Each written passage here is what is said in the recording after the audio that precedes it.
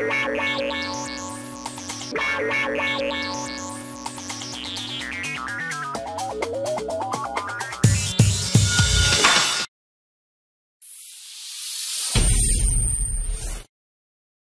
guys, yo kembali lagi nih dalam acara Gudang Gaming Product Game Review. Dan saat ini gue masih di tempat yang sama, yaitu di kantor officially Prodigy Infinitech. Oke bro?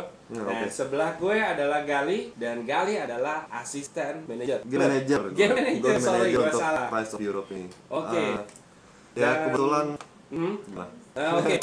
Dan saat ini ada Gali pengen menjelasin gimana sih fitur-fitur yang ada di Rise of Europe, dan Bro Gali ini akan menjelaskan detail mengenai fitur apa nih, men?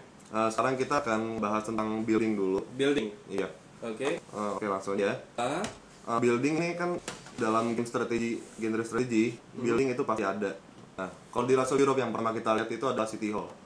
Kenapa City Hall? Karena dia itu ibaratnya tuh hati, itu jantung dalam sebuah kota. Kita perlu ini. Jadi core-nya lah ya. Iya, ini semuanya kita perlu ini, intinya tuh ini semuanya. Dari City Hall ini kita bisa bangun building lain nih. Kalau sekarang kita ada yang namanya Dwellings. Dwellings, oke. Kita coba build satu ya. Dwellings ini gunanya buat nambahin population yang bisa kita miliki di kota kita, di sini kita ini. Oke. Dwellings ini ntar gunanya untuk kita pekerjakan. Kita nyuruh dia nyari resource gitu. Oh, jadi penduduk lah. Penduduknya, populationnya. Population ya. Semakin banyak dwellings yang kita punya, population yang kita miliki juga pasti semakin meningkat. Banyak. Gitu. Nah, population semakin banyak yang kerja untuk resource kita lebih banyak, jadi gitulah. Jadi kita mau resource banyak, kita perlu dwellings. Dwellings yang banyak. Iya. Berarti nggak ada limitasi nih dalam building ini.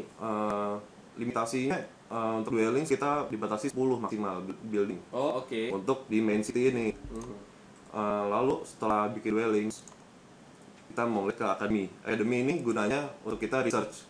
Research ini bisa kita research untuk resource, nambahin food yang bisa kita dapat. Kita bisa dapetin iron yang kita dapat. Kita bisa research tentang troops juga ya, untuk troops juga. Jadi skill juga, men? Skill enggak, tapi kekuatan troops ini dapat dari academy ini. Kekuatan troops ada yang namanya battle strength. Nah, battle strength itu ditingkati dari research troops. Nah, ini kita bisa lihat di sini. Contoh gini ya, Sor ya. Jadi iya. gue lihat ada beberapa tag di atasnya itu, ya kan, yang saat ini adalah gue nggak tahu nih. Ini lebih ke production ya. Iya, productionnya. Kalau ini untuk production ini, tag yang lain ini untuk melee infantry, endurance infantry, cavalry, dan seterusnya. Oke. Sekarang kita coba untuk research yang untuk food dulu, cultivation. Oke. Tunggu. Berarti untuk cultivation ini meningkatkan growth dari production food. Iya, foodnya. Jadi kita perlu banget yang namanya research di sini untuk resource. Oke, kita close lagi. Nah, sekarang kita di sini kita nggak bisa bikin apa-apa lagi nih. Karena limitasi di City Hall. Bukan. City Hall juga berpengaruh ya. Kita bisa research upgrade dari City Hall-nya. Upgrade dulu. Sambil kita nunggu, kita bangun, kita perlu untuk bikin apoteker ini contohnya. Ini ada requirement yang kita perluin, City Hall level 1 dan Tavern level 2. Iya, gue lihat tuh ya. Nah, sekarang kita lihat Tavern kita level berapa. Tavern kita level 1. Kita cuma perlu upgrade aja.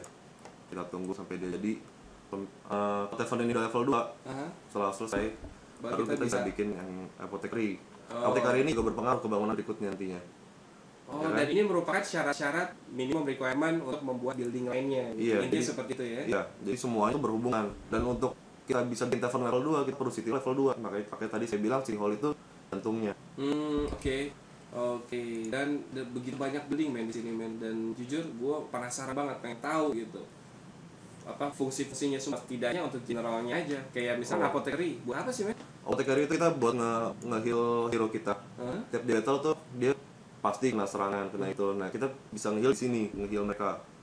Kalau misalkan hero kita kondisinya health-nya 100 nih, kekuatan di saat battle itu juga nggak sempurna. Harusnya. Gitu. Kita bisa nge-heal dia. Udah kita heal ya, berarti battle dia, kekuatan dia itu udah pulih lagi. Ini apa ya, bro ya? Gue lihat ada di pojok kiri bawah ini ada angka icon 399/400. Itu apa maksudnya ya? Itu bandage yang kita miliki. Bandage itu gunanya untuk nge-heal. Misalkan tadi health-nya 99, tadi 99 untuk hero kita, maksimal kan 100, berarti dia kekurangan 1 health dong. Kita heal dia, dengan satu bandage aja Satu berarti. bandage? Iya. Berarti Maka dia berkurang satu. oh, oke, great. Oke, berikutnya kita bisa juga di sini kita udah level up nih ya. Dan kita level up, kita bisa bikin building lainnya, building yang lebih advance lah, tingkatnya yang lebih. Jadi City Hall ini ataupun kota ini mempunyai level juga men, yang tadi lu barusan akuin. Iya. Dari level 1 ke level 2 dan ada experience tersendiri Iya, berkenaan dengan itu pola yang kita buat. betul. Gitu. Ini experience yang kita dapat namanya prosperity. Kita dapat prosperity ini dengan cara building bangunan seperti ini. Oke. Bangunan kecil gitu. Dan nggak cuma dengan itu aja level ini gunanya. Setiap kelipatan level 4 kita bisa bikin satu satellite city. Setiap kelipatan level 4? Bukan, untuk setiap kelipatan level tertentu kita bisa bikin satellite city satu. Contohnya untuk permalnya kita level 4 nanti bisa bikin satu satellite city. Kita bisa pilih military, bisa pilih ekonomi, itu tergantung selera kita aja. Tujuan kota kita tuh untuk apa? Kita level 6, 10. Oh begitu ya, berarti ada pokoknya lipatan, adalah level kelipatan tertentu. Dan itu memang fungsi dari satellite city itu untuk menentukan kita mau kuat di mana, di ekonomi atau di militer. Tapi kita juga bebas di sini. Misalkan lu sekarang satellite pertama lu military. Di satellite berikutnya bisa bikin political untuk resource. Jadi lu bisa imbangin kekurangan lu di mana. Berikutnya kita bikin training hall. Training hall ini juga cukup penting ya, apalagi untuk hero-hero kita kan. Tujuan training hall ini kita training hero.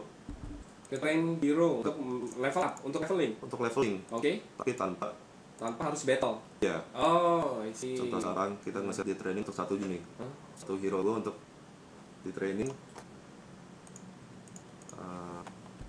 Sekarang kan gua waktu dia habis. Waktu dia sama satu jam habis, dia akan dapat experience yang langsung masuk ke dalam dia sendiri. Oke, dan ini gue lihat ada beberapa slot untuk hero-hero lain ya. Iya, ini ada beberapa slot. Kita juga bisa, kalau bisa kita punya hero lagi satu atau dua, kita bisa masukin Kita bisa main di situ ya. bersamaan. Kita juga bisa buka slot lagi dengan gua. Oke. Setelah training kalau kita akan lihat storehouse. Dan itu ada gue lihat requirement akademinya level 3. Nah, Oke. akademi kita yang kita punya sekarang level 1. Kita perlu upgrade dulu.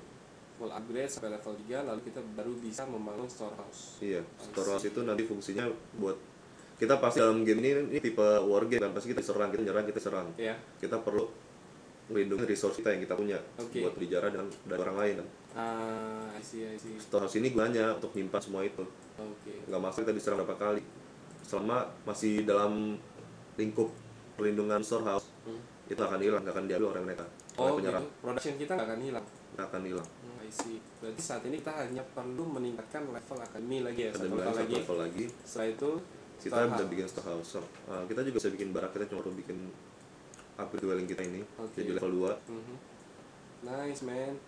Kayaknya gampang nih guys ya untuk main Rise of Europe. Nggak tahu sih menurut gue gampang, tapi gue penasaran juga dan cukup gampang sih. Cukup gampang ya. Gampang dimengerti lah gitu. Oke. Cuman mungkin saat ini kalau gue lihat dengan adanya time limit atau time production atau time buildingnya kan, gue harus sabar aja bos.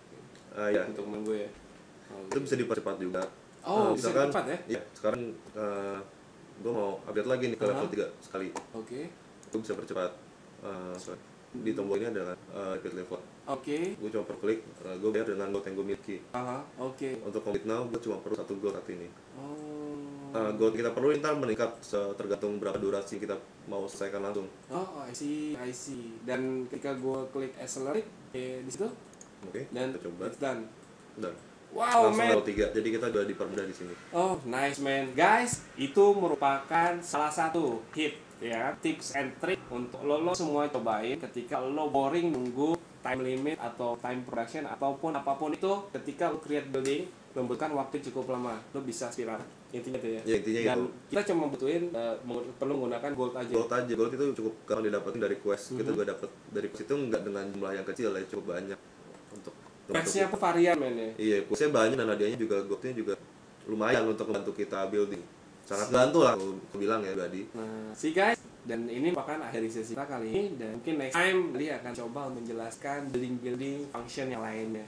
Ya nggak? Iya, pasti. Oke ya? Oke, siap. Oke, see you next time guys, and we will be back soon. Because Prodigy, we got games. Bye bye.